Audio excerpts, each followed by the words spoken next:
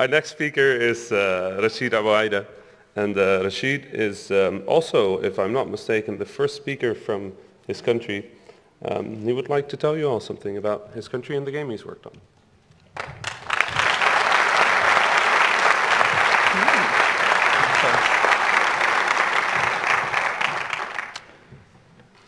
Hello everyone, my name is Rasheed Abueideh, and I am from a place that does not exist on maps. Yeah, I'm not an alien, but this is how my location looks like on Google Maps. It's unavailable. And because of that, so many people does not recognize my country. 2 years ago, I was traveling and someone asked me a simple question. Where are you from? I said, I'm from Palestine. He freaks out, he did not recognize that, and he suggested something. Do you mean Pakistan? I said, no, not Pakistan, it's Palestine. Because in Arabic we say Palestine, so maybe he will recognize the name in Arabic, but again, he freaks out, he did not recognize it, and he suggested, do you mean Philippines? Okay, by the way, I did not kill him. Okay.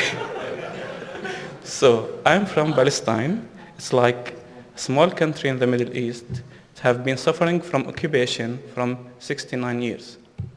So let's do that again. My name is Rasheed Abueideh, and I'm from Palestine. It's not Pakistan. It's not Philippines.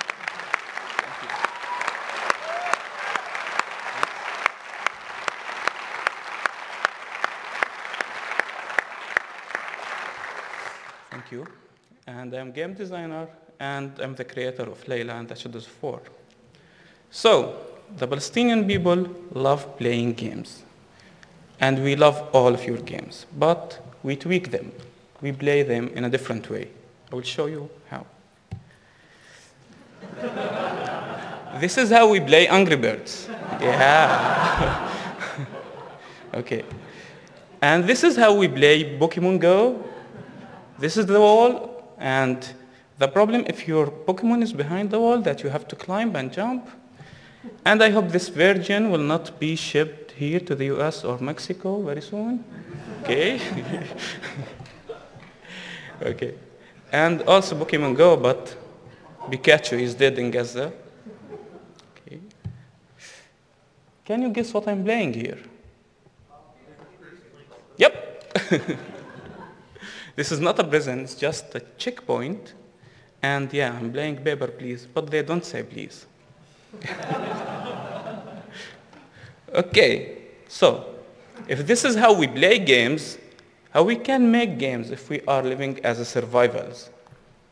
Actually, we face the same challenges that you do while you're doing games, but we have some exclusive challenges. We are like the premium user of that. So, because we are unrecognized country, we cannot sell our games on the stores because they cannot transfer money to banks in Palestine. And we have a lot of limitations. For example, PayPal is not working in Palestine. And until now, we don't have access to 3G networks because we don't have permission to use that frequency. Okay. Yeah, and we don't have connection to the world. It's not easy for us to travel, it's expensive, and being Muslim, Arab, and Palestinian will not help, I assure you. Also, no one comes to Palestine, so we are isolated. No one knows about us. And for funding, for sure, no one will invest his money in a country with a risky economy and risky industry. And because of those reasons, I had to shut down my gaming department inside my company in 2013. We published one game and we worked on another 2 games, but we realized that we cannot make a living by making games. But there is still something inside me wants to make games. In 2014, the war hits again in Gaza. And this time it was different. The number of people were killed, especially the number of children were killed at that war, was huge. And I'm a father of 3 kids. So I just imagined what if my kids were killed in that war. So I had to do something.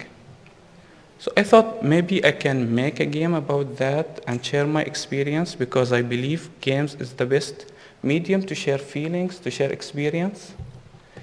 And also in this way, I can convince some people to work with me for free if they believe what I believe.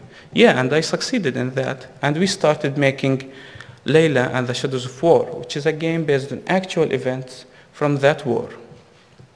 But when we released that game, we got rejected by the App Store, saying this is not a game because they claim it has a political statement, knowing it's based on facts. So can you imagine that, being rejected for talking about the suffering of your people? It's not easy. But this community, this industry was amazing. And I got help and support from all of you, from developers all over the world. And the game was back to the App Store as a game after 3 days. And we got a lot of downloads and a lot of positive feedback. Thank you.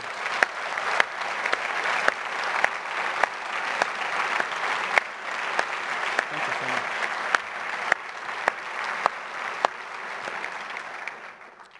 And a lot of good comments. But I have 3 comments that saying this game was made by ISIS. Yeah. By the way, I'm not ISIS. Just to make sure. I'm just kidding. Okay. But there is a bigger challenge. There is a bigger challenge that I had to face from the first moment that I decided to make that game. After this issue was raised with the App Store, I got some attention from the media. And there is a local TV channel that wanted to interview me. And yeah, I was excited about that. I said yes, and I told my father, please Dad, there is a live interview, please watch it. And he said, okay. And I did the interview, it was good. And when I came back, I asked my father, did you watch my interview? And he says, yes, I did. And what do you think? He was like that. My son, you will end up in jail. That was tough. But I don't blame him, because his fears were true. There are so many people in jail because they are speaking out loud about the injustice in Palestine. And this is why also my wife was scared, was terrified from that game. She helped me, she supported me, she's amazing, but she was scared for that reason. One of the team members, he worked with me, he just said to me, please don't mention my name in the credits because it's risky. I had to work on that game for 2 years like a secret mission. No one knows about it except my wife and the team, because I was afraid that if someone knows about it, I will be in jail before publishing it. Can you imagine that? Making games will put you in jail. But I'm not in jail yet. Okay. And I'm here with you because of Layla. I am honored to be here. I'm glad to be here, but I'm not happy. It's better for me if those kids, Ahid Bakr, Ismail Bakr, Zakaria Bakr, Muhammad Bakr, and all the others are still playing on the beach, and I did not have to make a game about their death. So, my number 1 reason to be is because I'm crazy enough to think that I can open your eyes and raise awareness by making games, so maybe, just maybe, we can protect the remaining kids from being in a war again.